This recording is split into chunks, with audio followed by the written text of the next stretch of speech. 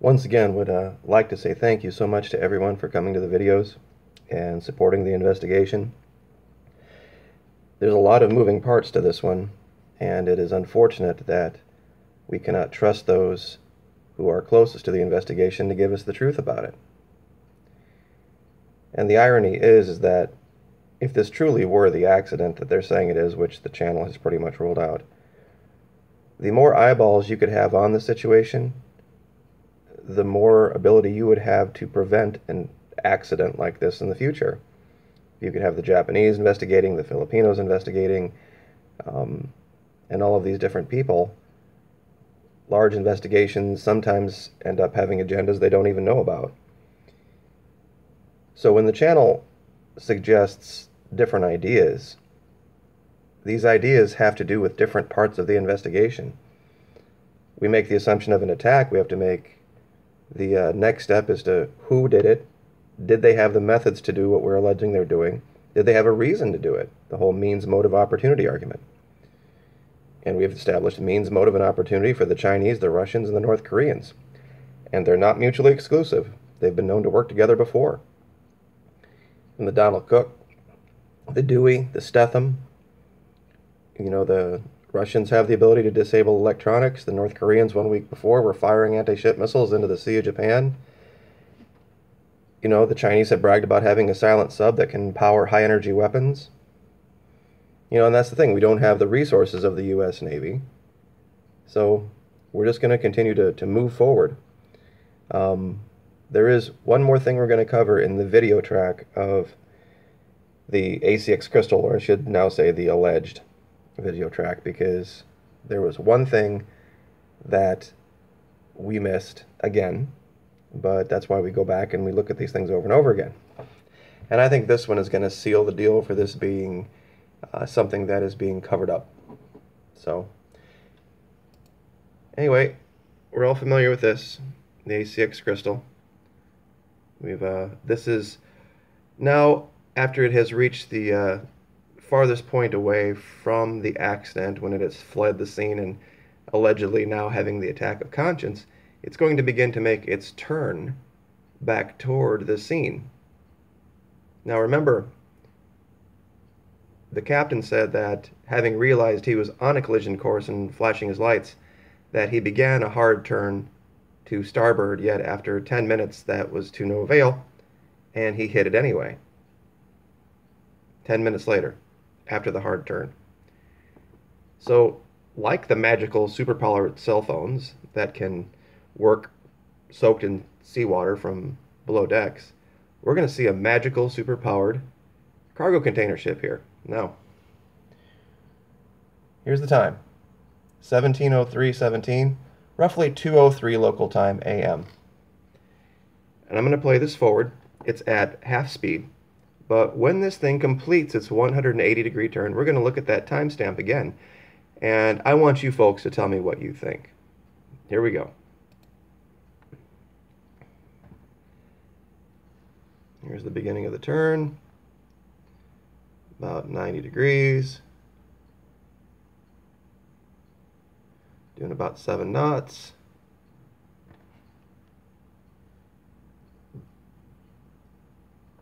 About 9 knots. Okay, so he's back on track here. Now, remember, 17:03, began.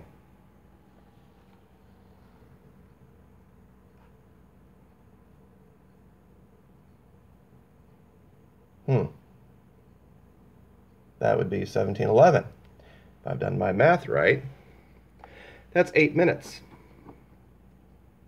So inside of 10 minutes, the ACX crystal, 29,000 tons, 700 feet long, has the ability to do a full 180-degree turn. But in 10 minutes, it couldn't avoid hitting the Fitzgerald. I don't know what to say about that, folks. What do you think? And here's what you have to assume. If this is wrong, and this is not the ACX crystal, this is just a mimic transponder, then you have to then assume that there has been some kind of cover-up or a conspiracy or some kind of a criminal act that occurred here. That, or you have to assume the people that are reporting this location are in on it or just completely wrong about this.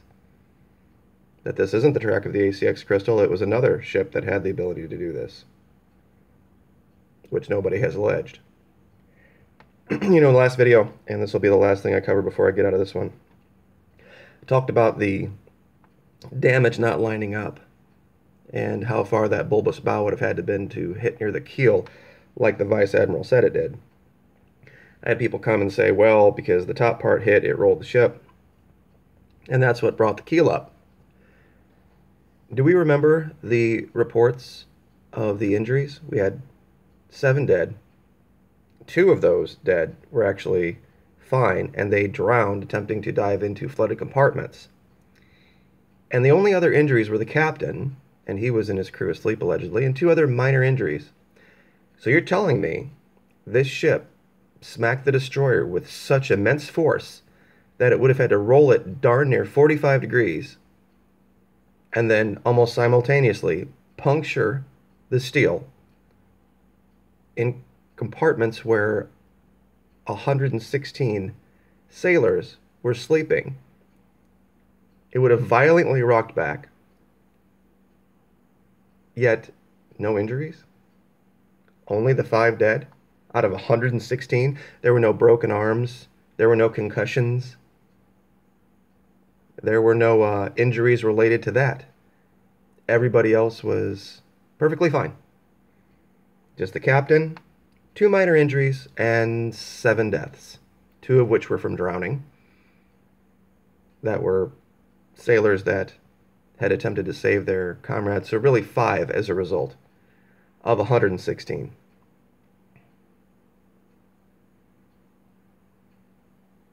I suppose if the cell phone survived, the massive amount of freezing cold salt water rushing in at hundreds of psi. It's a story that is just gone from unbelievable to ridiculous. And we are without an actual governmental agency who will tell us the truth. I don't know what to say, but thank you. We'll continue. We'll do what we can do. But I just don't know without the access, and now with the blocked access to the crew, the non-disclosure agreements, the Japanese not having any access, the Filipinos not having any access, I will be very surprised if we actually see below the waterline of the Fitzgerald when it's either going to go to Hawaii or to Long Beach. If it goes to Hawaii, we'll never see it. If it goes to Long Beach, there might be a shot of somebody having a zoom lens. But anyway, like, share, subscribe. Thank you so much. Everything is going fantastic, and we will see you next time. Thank you.